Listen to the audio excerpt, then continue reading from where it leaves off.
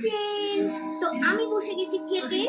তো আমি খাচ্ছি কিন্তু মাছের ডিমের বড়া দিয়ে। চলো কি কি রান্না হয়েছে দেখাই। এটা কি বলো?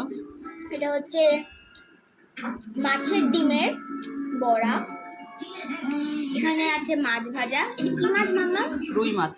রুই মাছ ভাজা।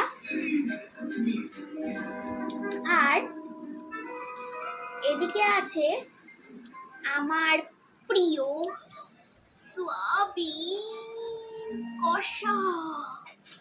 এই যে সোয়াবিন কষা, যেটা পাকুড়ির ঠাম্মা করেছে পাকুড়ির জন্য। আর এখানে আছে আমরা টক ডাল। এই যে আমরা দিয়ে টক ডাল, দেখো কচি কচি আমরা দিয়ে টক ডাল। আর তার সাথে এখানে কি আছে বলো? আমাদের গাছের চাটনি। গাছের চাটনি?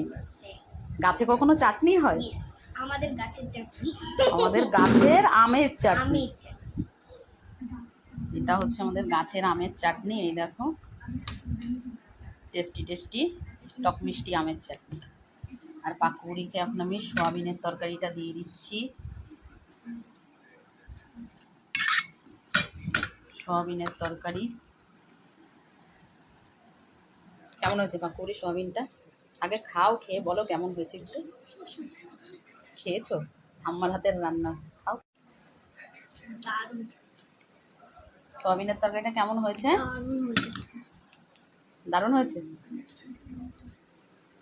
তাহলে এই ছিল আমাদের আজকের দুপুরের মেনু।